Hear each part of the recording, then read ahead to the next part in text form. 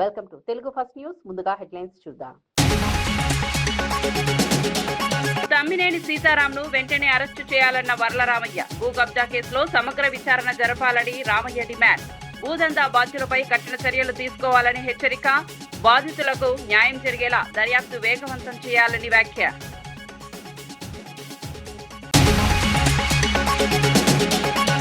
ఎల్నివో ప్రభావంపై అధికారులకు పట్టి కీలక ఆదేశాలు. ప్రత్యామ్నాయ పంటలను ప్రోత్సహించాలని అధికారులకు సూచన. త్రాగునీరు, సాగునీటిపై సమగ్ర కార్యాచరణకు పట్టి ఆదేశం. ఎల్నివో ప్రభావాన్ని ముందుగానే అంచనా వేయాలని సూచన.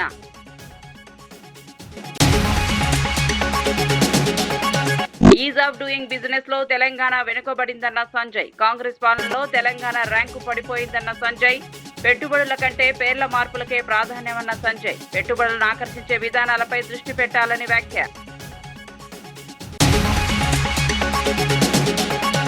కాగ్ నివేదికతో ప్రభుత్వ వైఫల్యం బయటపడిందన్న శ్రవణ్ దాసోజు. 12,000 కోట్ల రెవెన్యూ లోటుపై ప్రభుత్వాన్ని నిలదీసిన శ్రవణ్. రేవంత్ పాలనతో రాష్ట్ర ఆర్థిక వ్యవస్థ దెబ్బతిందన్న శ్రవణ్. ప్రజా సమస్యల కంటే రాజకీయాలకే ప్రభుత్వం పరిమితమన్న వ్యాఖ్య.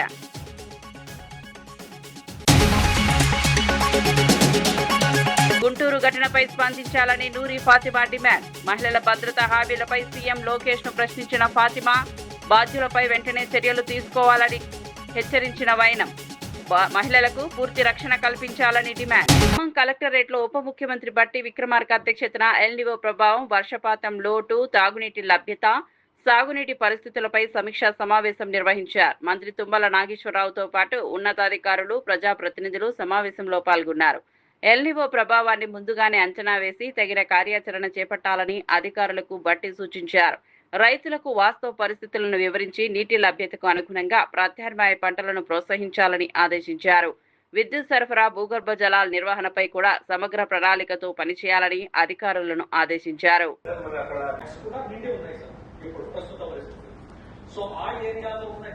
దాటి ఒకవేళ వాళ్ళు వేసినట్టయితే సార్ పంట బర్న్ అయిపోతుంది సార్. మళ్ళీ ఆకులు అనే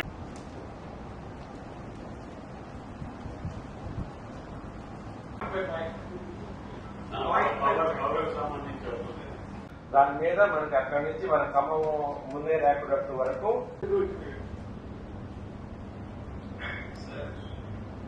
ఆల్మోస్ట్ ముందే ర్యాపిడ్ దాటి రైల్వే అది కూడా అక్కడ దాకా వెళ్తాయి సార్. ఒక 20% సో నత్రజని కొంచెం అదనంగా వేసుకున్నట్టయితే స్పెషల్ ఆఫీసర్ గా వచ్చి ఈ అత్యవసర సమావేశానికి గత 3 నెలలుగా ఏప్రిల్ మాసం నుంచి చేతిలో ఎంతవరకు శక్తి ఉంటే అంతవరకు ఈ యొక్క వర్షం లేకపోయింది సార్. జూలైలో వచ్చేసరి ప్రారంభించబడింది సార్. జూలైలో సో ఏ మండలానికి ఆ మండలం లేక మనం ఈ విధంగా అందిస్తే బాగుంటుంది సార్. తర్వాత పంటల సాగు పరిస్థితి కూడా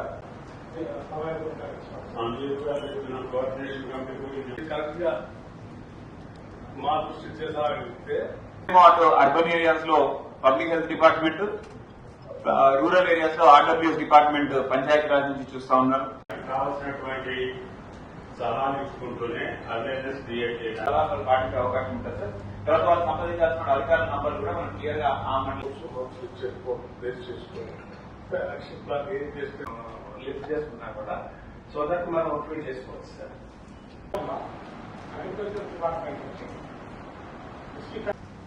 మేక్ షూర్ ఉన్న ఫ్యాక్ట్స్ పర్ఫెక్ట్ సంబంధించి కూడా మనం సీట్ అవైలబుల్ కూడా మనం తెచ్చుకుంటున్నాం సార్. అట్లాగే పోయిన సంవత్సరం జూన్ కి కంపేర్ చేస్తే కొంచెం ఎక్కువ వచ్చింది పంటల సాగు పరిస్థితి.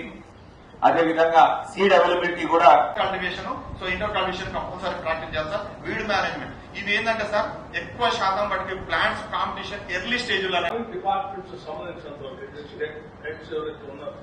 బీఆర్ఎస్ ఎమ్మెల్యే డాక్టర్ సంజయ్ తెలంగాణలో పెట్టుబడుల వాతావరణంపై ప్రభుత్వాన్ని విమర్శించారు. బీఆర్ఎస్ పాలనలో రాష్ట్రం ease of doing business ranking లో 3వ స్థానం కంటే దిగజారలేదని తెలిపారు. కాంగ్రెస్ ప్రభుత్వం అధికారంలోకి వచ్చిన తర్వాత తెలంగాణ 13వ స్థానానికి పడిపోయిందని ఆరోపించారు. రాష్ట్ర అభివృద్ధి కంటే పేర్ల మార్పులకే ప్రభుత్వం ప్రాధాన్యమిచ్చిందని విమర్శించారు. పెట్టుబడులను ఆకర్షించే విధానాలపై ప్రభుత్వం దృష్టి సారించాలని సంజయ్ సూచించారు. ఆ రోజు ఒకటి చూపెడతా. Telangana rank number 1 2015-16 business reform action plan. ఆ రోజు తెలంగాణ రాష్ట్రం దేశంలో ఈజ్ ఆఫ్ డూయింగ్ బిజినెస్ లో 9.5 సంవత్సరాల్లో ఏ రోజు కూడా 3వ స్థానం నుంచి కిందికి దిగలేదు. 9.5 సంవత్సరాల్లో అంటే సులభంగా వ్యాపారం చేసుకునే రానికి ఒక రాష్ట్రంలో మనం బీఆర్ఎస్ ప్రభుత్వంలో ఉన్నప్పుడు 9.5 సంవత్సరాల్లో ఏనాడు కూడా 3వ స్థానం నెంబర్ 1లో ఉండింది, లేకపోతే నెంబర్ 2, నెంబర్ 3. ఆ రోజు మీ అందరికి గుర్తుంటది. మన ప్లాన్ ని, మన పాలసీని ఆంధ్రప్రదేశ్ రాష్ట్రం ఎట్లా కాపీ కొట్టిందంటే ఆఖరికి మన రాసిన అన్ని కూడా కాపీ కొట్టేసింది ఆ రోజు. అంత బ్రహ్మాండమైన పాలసీలు, అంత బ్రహ్మాండమైన ప్లాన్ ఉండింది మనకు. ఇవాళ ఆ రాష్ట్రాన్ని అంత బ్రహ్మాండంగా నడిపించిన రాష్ట్రాన్ని ఇవాళ ముఖ్యమంత్రి రేవంత్ రెడ్డి గారు వచ్చిన తర్వాత ఇప్పుడు 13th పొజిషన్. అంటే ఏం జరుగుతుంది దీనివల్ల? మరి వ్యాపారస్తులందరూ పారిపోతా ఉన్నారు, కొత్తగా వ్యాపారాలు ఎవరు రావట్లేదు, కొత్తగా ఇండస్ట్రీస్ ఎవరు రారు. మరి ఎందుకు ఈ పరిస్థితి జరుగుతా ఉంది? అన్నిటికంటే ఇంకో విషయం చెప్పాలి మీ అందరికి. నీతి ఆయోగ్ మొన్న కూడా మళ్ళీ టిఎస్ ఐపాస్ అంత బ్రహ్మాండమైన సిస్టమ్ ఇక్కడ లేదని చెప్పి మళ్ళీ పొగిడింది. ఇప్పుడు టిఎస్ ఐపాస్ అంత బ్రహ్మాండమైన సిస్టమ్ ఉన్నా కూడా మనం 13వ పొజిషన్లో వస్తున్నామంటే ఒకసారి ఆలోచన చేయండి. టిఎస్ ఐపాస్ ఆ రోజు దేశంలోనే కాదు, ఆ రోజు ప్రపంచ వ్యాపారవేత్తలు కూడా, ప్రపంచంలో ఉన్న అందరి ఇండస్ట్రీస్ కూడా ఇంత బ్రహ్మాండమైన సింగిల్ విండో క్లియరెన్స్ పాలసీని మేము ఎక్కడా చూడలేదు, 15 రోజుల్లో మీకు పర్మిషన్ వచ్చే పాలసీ మేము ఎక్కడా చూడలేదు అని చెప్పి అందరు ప్రశంసించారు. ఇవాళ అంటే 2026లో కూడా ఆనాడు కేటీఆర్ గారు చేసిన పాలసీ గురించే ఇంకా నీతి ఆయోగ్ మాట్లాడుతుందంటే మనం చేసిన పాలసీలు ఎంత బ్రహ్మాండమైన పాలసీలు ఒకసారి ఆలోచించేయండి. మరి ఇవాళ కూడా నీతి ఆయోగ్ బ్రహ్మాండమైన పాలసీ అంటాంది. అన్నా కూడా ఇన్వెస్ట్మెంట్ ఫ్రెండ్లీనెస్ లో మనం 13వ పొజిషన్కి పోయినామంటే మన రాష్ట్ర పరిస్థితి ఎట్లా ఉందో ఒకసారి ఆలోచన చేయండి మీరు. ఆనాడు ఐపాస్ ఇస్ ద బెస్ట్, ఇవాళ కూడా Niti Aayog S iPASS is the best అంటా ఉంది. అయినా కూడా 13th పొజిషన్ పోయిందంటే మరి దానికి కారణం ఎవ్వరు? ఒకసారి ఆలోచన చేయండి. వైఎస్ఆర్సీపీ నేత మాజీ స్పీకర్ తమ్మినేని సీతారాంను భూ కబ్జా కేసులో వెంటనే అరెస్ట్ చేయాలని టీడీపీ నేత వర్ల రామయ్య డిమాండ్ చేశారు. నకిలీ ధ్రువపత్రాలలో కోట్ల రూపాయల విలువైన భూమిని కబ్జా చేశారనే ఆరోపణలపై సమగ్ర విచారణ జరిపి చట్టపరంగా కఠిన చర్యలు తీసుకోవాలని కోరారు. ఈ భూదందా వ్యవహారంలో ప్రధాన పాత్రులందరినీ గుర్తించి బాధ్యులపై చర్యలు తీసుకోవాలని ప్రభుత్వాన్ని విజ్ఞప్తి చేశారు. బాధితులకు న్యాయం జరిగేలా కేసులు దర్యాప్తును వేగవంతం చేయాలని వర్ల రామయ్య కోరారు. శ్రీకాకుళం కార్పొరేషన్ కమిషనర్ దగ్గర మరణ ధృవీకరణ సర్టిఫికెట్ తీసుకొని 4 కోట్ల భూ కబ్జా చేశాడు. నేను డిమాండ్ చేస్తున్నాను ఈ రోజున ఆ శ్రీకాకుళం కార్పొరేషన్ కమిషనర్ని కూడా ముద్దాయిగా చేర్చాలి. ఏమి దయ చూపించవలసిన అవసరం లేదు ఆఫీసర్ మీద కూడా. బతుకున్న వాడిని చంపేశాడు సార్ అతను. బతుకున్న వాడిని చంపేసి డెత్ సర్టిఫికెట్ ఇచ్చిన శ్రీకాకుళం కార్పొరేషన్ కమిషనర్ని కూడా ఇందులో A10గాను చేర్చాలి. A10గా చేర్చి అతన్ని కూడా అరెస్ట్ చేయాలని మేము డిమాండ్ చేస్తున్నాం. ఈ నకిలీ ఒక కూతుర్ని క్రియేట్ చేశారు, అడబాల రజని అని. ఏమి ఎంత క్రియేషన్! నువ్వు పెద్ద సినిమా స్టోరీ రైటర్ రా బాబు తమ్మినేని. నువ్వు పరుచూరి బ్రదర్స్కొచ్చు వెనకబడ్డారు. నువ్వు సినిమా కథలు రాసుకోవచ్చు, నువ్వు స్టోరీస్ రాసుకోవచ్చు. నువ్వు అడబాల రజని అని ఒరిస్సాలో ఉంటుంది ఈ అమ్మాయి. ఒడిస్సాలో ఉన్న అడబాల రజని అనే అమ్మాయిని తీసుకొచ్చి నకిలీ కుమార్తె, ఈ గోవిందరాజులకి కుమార్తె అని చెప్పి ఈ అమ్మాయి పేరు మీద ఒక ఫ్యామిలీ సర్టిఫికేట్ కూడా తీసి ఇచ్చాడు తహసీల్దార్. Family certificate. ఆ ఫ్యామిలీ సర్టిఫికేట్ ఇచ్చిన తహసీల్దార్ని కూడా ముద్దాయిగా పెట్టాలా. సస్పెండ్ చేయటం కాదు, they should be added as an accused. అక్కడ మున్సిపల్ కమిషనర్, ఎందుకంటే చచ్చిపోయిన సర్టిఫికేట్ ఇవ్వటండి, బ్రతుకున్న వాడికి చచ్చిపోయినట్టు. ఈ అమ్మాయి ఒరిస్సాలో ఉన్న అడబాల రజని ఈ గోవిందరాజుల కూతురు ఎట్లా అవుతుందండి? ఎంత కథ రాసావయ్యా తమ్మినేని. అంటే డబ్బు కోసం ఎంత నీచానికైనా పాల్పడతావా? డబ్బు కోసం ఎంత దిగజారుడు పనులైనా చేస్తావా మిస్టర్ తమ్మినేని? పైకి ఎంత నగనాచి కబుర్లు చెబుతాడండి.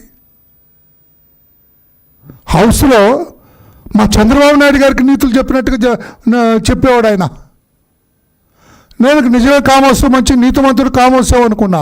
ఇదా నీ జాతకం, ఇదా నీ బండారం మిస్టర్ తమ్మినేని. అందుకే నేను కమిషనర్ని, తహసీల్దార్ని. హైదరాబాద్ లో నిర్వహించిన బీజేపీ మాజీ సైనికుల సెల్ సమావేశంలో రాష్ట్ర అధ్యక్షుడు రామచంద్రరావు పాల్గొన్నారు. ప్రధాని నరేంద్ర మోదీ నాయకత్వంలో దేశ రక్షణ రంగం మరింత బలోపేతమైందని, 1 ర్యాంక్ 1 పెన్షన్ అమలుతో మాజీ సైనికులకు విశేష ప్రయోజనం చేకూరుతుందని తెలిపారు. మాజీ సైనికులు తమ సమస్యల పరిష్కారంతో పాటు దేశ అభివృద్ధిలోనూ చురుకుగా భాగస్వాములు కావాలని పిలుపునిచ్చారు. తెలంగాణలో బీజేపీని అధికారంలోకి తీసుకురావడంతో కూడా మాజీ సైనికులు కీలక పాత్ర పోషించాలని రామచంద్రరావు కోరారు. నేను కర్నల్ శ్రీనివాస్ గారిని నేను అభినందిస్తాను.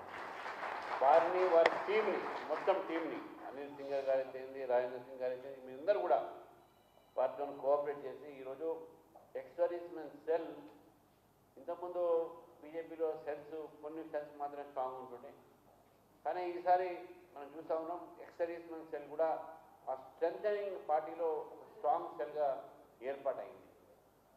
ఈ సెల్ అనేది మనం ఎక్కడికైతే ఆ ఒక ప్రొఫెషనల్ ఏరియాస్కి మనం పనిచేసేటటువంటి పార్టీ ఒక వింగ్, అడ్వకేట్కి లీగల్ సెల్, కార్మికులకు లేబర్ సెల్, అదేవిధంగా డాక్టర్స్ సెల్, ఇట్లా ఈ ఎక్స్ సర్వీస్మెన్ సెల్ కూడా అనేక సంవత్సరాలుగా ఉండే. గతంలో ఏవిఎస్ఎం రాధాకృష్ణ గారు, మాధవన్ గారు ఉంటుండే, అప్పుడు కొద్దిగా యాక్టివ్ ఉంటుండే, కానీ ఇప్పుడు ఇంకా ఈరోజు దానికన్నా యాక్టివిటీస్ పెరిగినాయి ఉన్నాయి.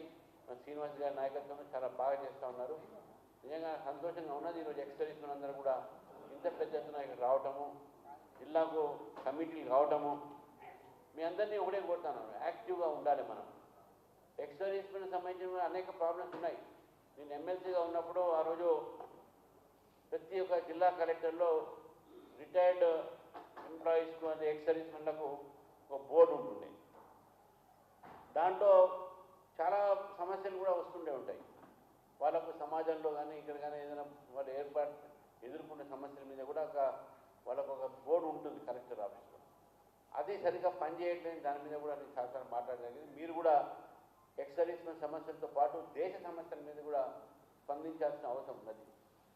రేపు 26వ తారీఖు కార్గిల్ దివస్ ఉన్నది. గుంటూరు మహిళా వ్యవస్థ ఘటనపై ముఖ్యమంత్రి చంద్రబాబు, మంత్రి నారా లోకేష్, ఉప ముఖ్యమంత్రి పవన్ కళ్యాణ్ స్పందించాలని వైఎస్ఆర్సీపీ నేత నూరి ఫాతిమా డిమాండ్ చేశారు. ఎన్నికల సమయంలో మహిళల భద్రతపై ఇచ్చిన హామీలు ఇప్పుడు ఏమయ్యాయని ప్రశ్నించారు. మహిళల జోలికి వస్తే కఠిన చర్యలు తీసుకుంటామని చెప్పిన నాయకులు ఈ ఘటనపై మౌనం ఎందుకు పాటిస్తున్నారని నిలదీశారు.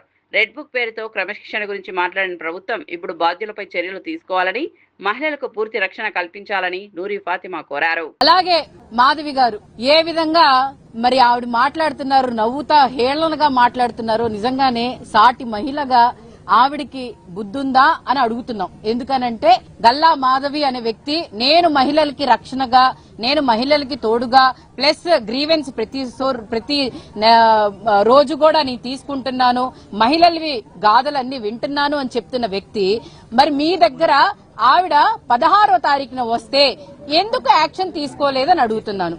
ఎందుకు 16వ తారీఖున మీరు యాక్షన్ తీసుకోకుండా ఎందుకు ఆయన్ని తూతూ మంత్రంగా 17వ తారీఖున సస్పెండ్ చేశారని చెప్పి లెటర్ ఇచ్చేశారు. మరి అలాగే 15వ తారీఖున మధ్యాహ్నం ఆ కుటుంబం అంతా స్టేషన్ కి వెళ్లినప్పుడు దాదాపుగా 4-5 గంటలు ఆ ఇంట్లో వాళ్ళు స్టేషన్ లోనే కూర్చోబెట్టి ఎందుకు వాళ్ళ మీద కేసులు కట్టలేదు, మల్లెల మూర్తి అనే వ్యక్తి మీద ఎందుకు కేసు కట్టలేదు, బైండ్ ఓవర్ ఎందుకు చేయలేదు, అది చెయ్యకపోవటానికి కారణం ఎమ్మెల్యే గారు. ఎందుకనంటే అనుచరులు కదా వీళ్ళంతా.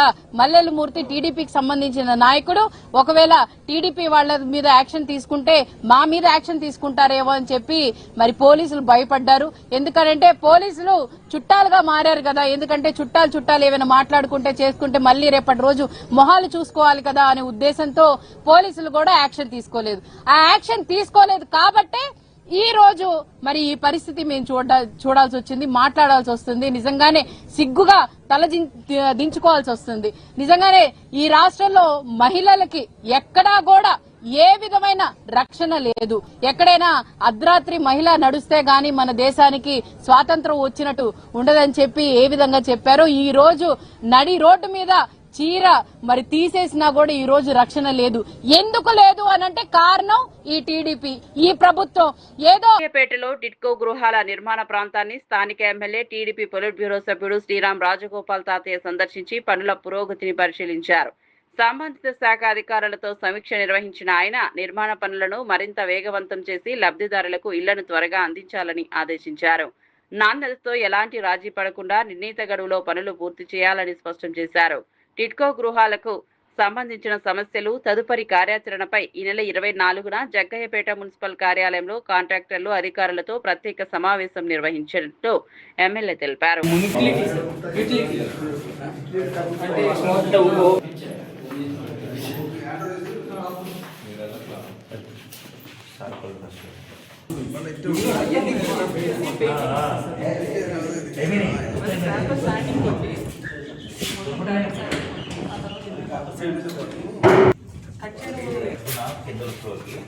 వాళ్ళకొకటి 1 డే బడ్జెట్ మొత్తం క్లీన్ చేయడానికి.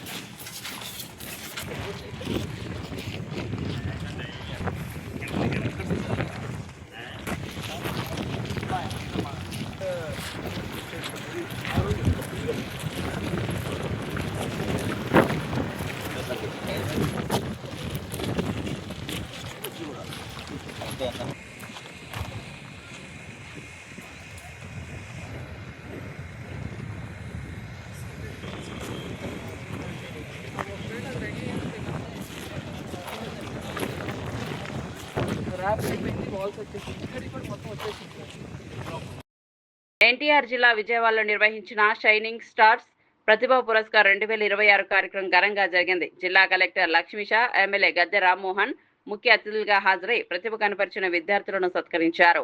జిల్లాలోని 20 మండలాల నుంచి ఎంపికైన 135 మంది 10వ తరగతి, 45 మంది ఇంటర్ విద్యార్థులకు పథకం, 20,000 నగదు బహుమతి, ప్రశంసా పత్రాలను అందజేశారు. చిన్న ప్రోత్సాహం కూడా విద్యార్థుల భవిష్యత్తును మార్చగలదని కలెక్టర్ పేర్కొన్నారు. వికసిత్ భారత్ లక్ష్య సాధనలో విద్యార్థులు కృషి చేసి దేశానికి గర్వకారణంగా నిలవాలని పిలుపునిచ్చారు.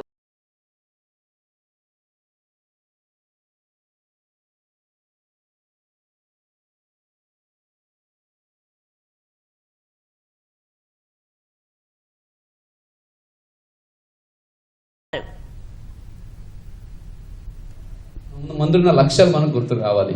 మనం ఇప్పుడు కూడా డెవలపింగ్ కంట్రీలో ఉంటున్నాము చెప్తుంటాం కదా. సో మనం డెవలప్డ్ కంట్రీ అయ్యేటప్పుడు, మనం వికసిత భారత్ అయ్యేటప్పుడు, మనం స్వర్ణాంధ్ర సాధన చేసేటప్పుడు అది చేయాలంటే ప్రతి ఒక్కరూ ఆ దిశలో అడుగులు పెట్టాలి, ప్రతి ఒక్కరూ ఆ దిశలో ఆలోచించాలి. ఇప్పుడు 10th, 9th చదువుతున్న పిల్లలు, ఇప్పుడు ఇంటర్ చదువుతున్న పిల్లలు, నేను ఒక డాక్టర్ అవ్వాలి, నేను ఒక IAS అవ్వాలి, నేను ఒక ఇంజనీర్ అవ్వాలి, ఇలాగా కలకని నెరవేరే వరకు దాని మీదే కృషి చేస్తారు కదా. అటువంటి కృషి ప్రతి ఒక్కరు చేసినప్పుడే దేశం నంబర్ 1 అవుతుంది. ఇవాళ యువశక్తి అది ప్రధానమైన సంపద. దేశ పటిష్టంగా ఉందో అది కోట్లాది రూపాయలు కాదు, ఎన్ని మిలియన్ క్రోర్స్ కూడా సమానమైన శక్తి యువశక్తి. అలాంటి యువశక్తి నిర్వీర్యం కాకుండా చూసుకోవాల్సిన బాధ్యత తల్లిదండ్రుల మీదే కాదు, పిల్లల్లో కూడా పరివర్తన రావాలి. అందువల్ల నేను ముఖ్యంగా చెప్పేది, మీరందరూ ఎంత చదువుకుంటే అంత అవకాశాలు కల్పించడానికి ప్రభుత్వం సిద్ధంగా ఉంది. మీ తల్లి పడే కష్టం చూడండి, మంచి పౌరులుగా సమాజంలో తయారవ్వాలి.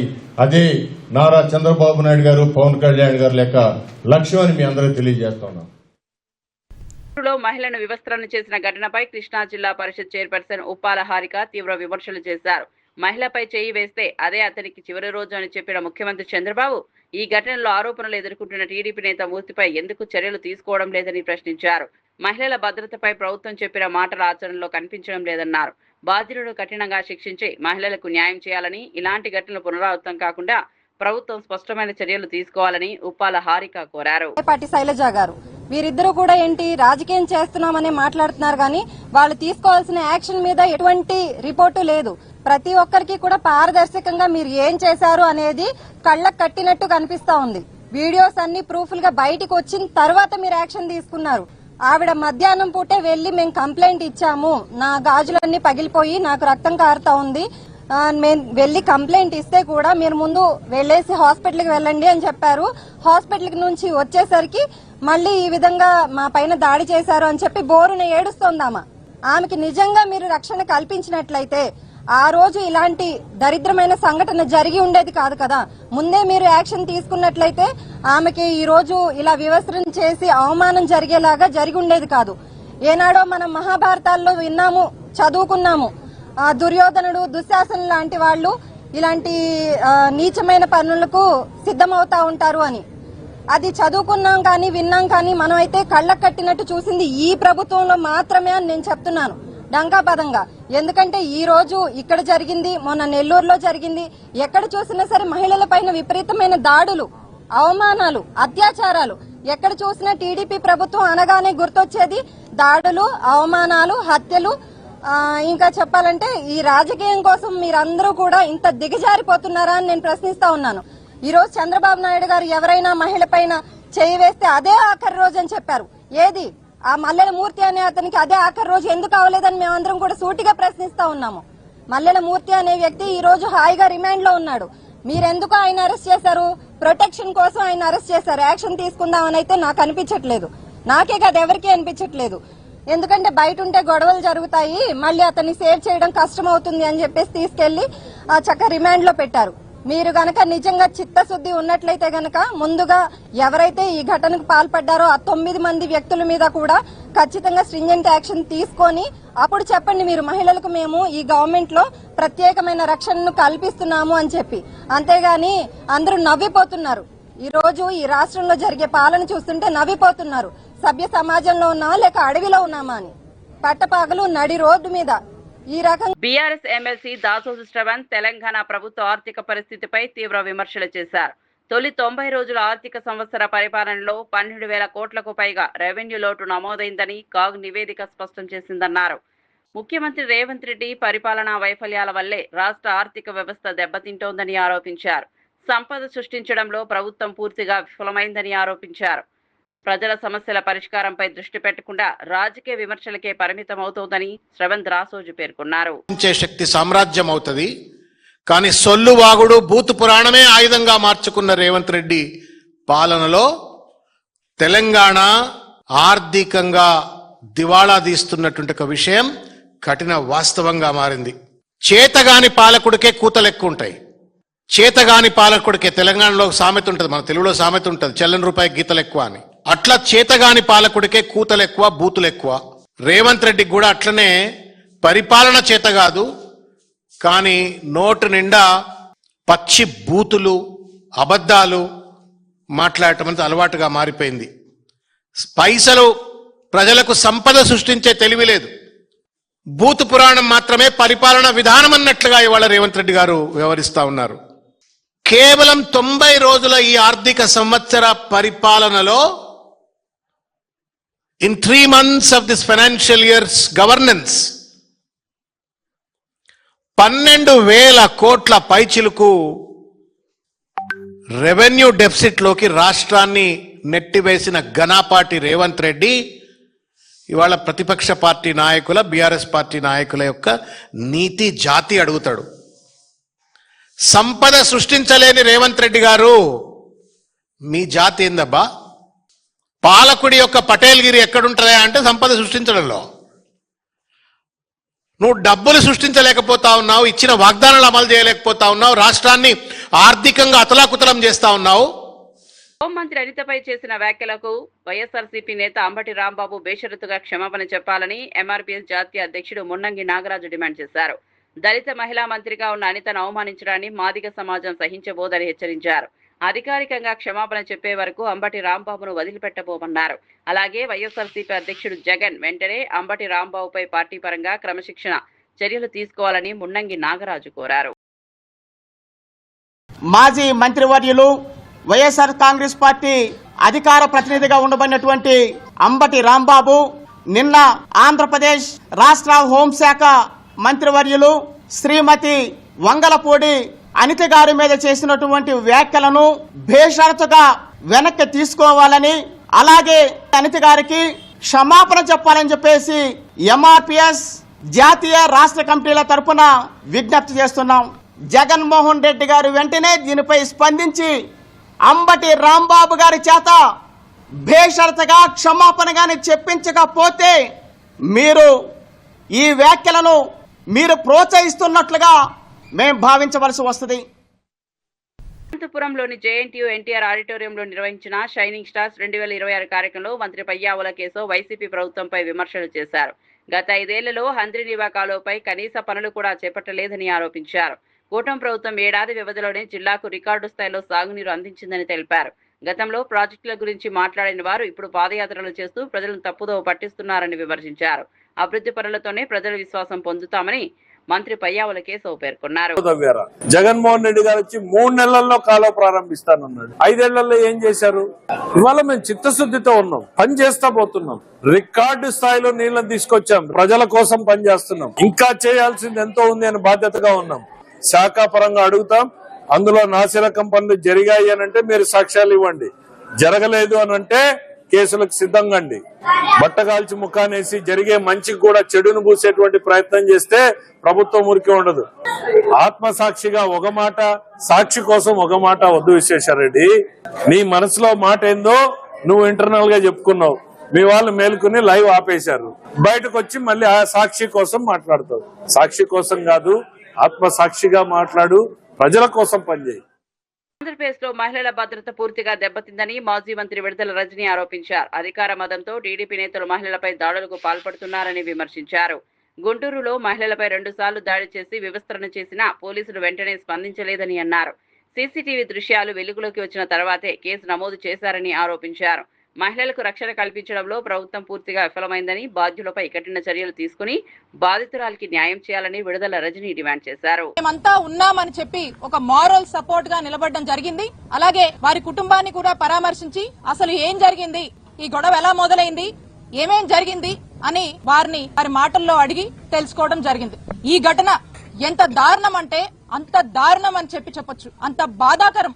ఇలాంటి ఘటన ఈ రోజున మన ఆంధ్రప్రదేశ్ రాష్ట్రంలో నెలకొందంటే ఇది ఖచ్చితంగా ముమ్మాటికి ఈ గవర్నమెంట్ ఫెయిల్యూర్. పోలీసులంటే భయం లేక అధికార మదంతో మితిమీరిపోయి ఎక్కడ ఇంత కూడా కొంచెం కూడా ఇది తప్పు అని ఆదం మర్చిపోయి మరి టీడీపీ నాయకులు ఏ విధంగా కూడా ఈ మహిళ మీద వారి యొక్క కుటుంబం పట్ల వ్యవహరించారో మనం అందరం కూడా చూస్తున్నాము. ఈ ఇన్సిడెంట్ చాలు బీహార్ ని మించి ఈ రోజు ఆంధ్రప్రదేశ్ రాష్ట్రంలో ఏ విధంగా ఈ ప్రభుత్వం వచ్చాక మరి టీడీపీ వాళ్ళు గూండాల్లాగా రౌడీల్లాగా చెలరేగుతున్నారో ఇదే ఇన్సిడెంట్ అందరికీ కూడా ఒక నిదర్శనం అని చెప్తా ఉన్నాను. ఈ ఇన్సిడెంట్ వాస్తవాల్లోకి వెళ్తే మనం ఎవరైతే ఈ మహిళ ఉందో వారి యొక్క కుటుంబం వాళ్ళ ఇంటి ముందు బోరు రిపేర్ చేసుకుంటూ ఉంటే ఆ వార్డు సెక్రటరీ అయినటువంటి టీడీపీ నాయకుడు వచ్చి మీరు మీ ఇంటి ముందు బోర్ రిపేర్ చేస్తున్నారు అని చెప్పి మాకు మామూలు ఇవ్వాలి, 10,000 మాకు మామూలు ఇచ్చే మీ ఇంటి ముందు మీ బోర్ రిపేర్ చేసుకున్నాను డిమాండ్ చేశాడు. మా ఇంటి ముందు మేము మా బోరు రిపేర్ చేసుకుంటే నువ్వెవరయ్యా, నీకెందుకు ఇయ్యాలయ్యా అని చెప్పి అడిగినందుకు ఇంత దారుణమైనటువంటి పరిస్థితి రోజు నెలకొంది.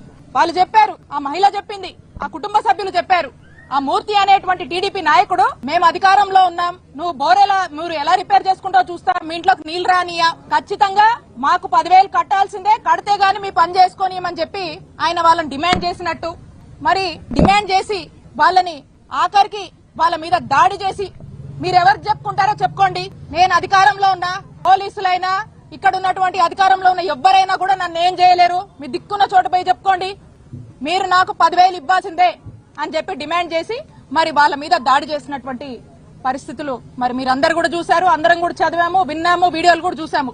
అయితే ఈ గొడవ జరగగానే వెంటనే ఆ ఫ్యామిలీ మెంబర్స్ అందరూ కూడా, ఆ మహిళా కుటుంబ సభ్యులందరూ కూడా వెళ్లి పోలీస్ స్టేషన్ లో కంప్లైంట్ ఇచ్చారు. కంప్లైంట్ ఇస్తే పోలీసులు చాలా లైట్ తీసుకొని అది కూడా టీడీపీ వార్డు సెక్రటరీ అండి అని వీళ్ళు చెప్పడంతో ఇది అధికార పార్టీ కదా కాబట్టి మనం పెద్ద జోక్యం చేసుకోవద్దు అనుకున్నారో ఏంటో గానీ టీడీపీ అనగానే ఇక పోలీసులు తమ్మినేని సీతారాంను వెంటనే అరెస్టు చేయాలన్న వర్ల రామయ్య. భూ కబ్జా కేసులో సమగ్ర విచారణ జరపాలని రామయ్య డిమాండ్. భూదందా బాధ్యులపై కఠిన చర్యలు తీసుకోవాలని హెచ్చరిక. బాధితులకు న్యాయం జరిగేలా దర్యాప్తు వేగవంతం చేయాలని వ్యాఖ్య.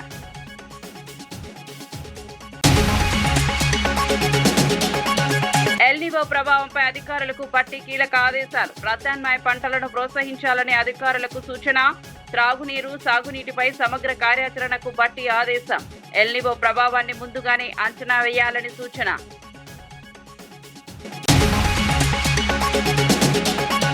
ఈజ్ ఆఫ్ డూయింగ్ బిజినెస్ లో తెలంగాణ వెనుకబడిందన్న సంజయ్. కాంగ్రెస్ పాలనలో తెలంగాణ ర్యాంకు పడిపోయిందన్న సంజయ్.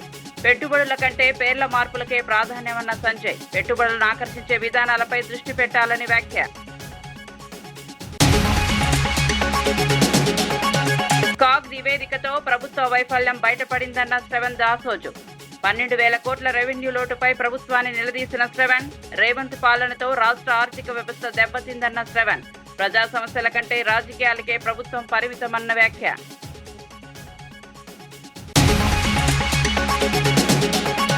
గుంటూరు ఘటనపై స్పందించాలని నూరి ఫాతిమా డిమాండ్. మహిళల భద్రతా హామీలపై సీఎం లోకేష్ ను ప్రశ్నించిన ఫాతిమా. బాధ్యులపై వెంటనే చర్యలు తీసుకోవాలని హెచ్చరించిన వైనం. మహిళలకు పూర్తి రక్షణ కల్పించాలని డిమాండ్.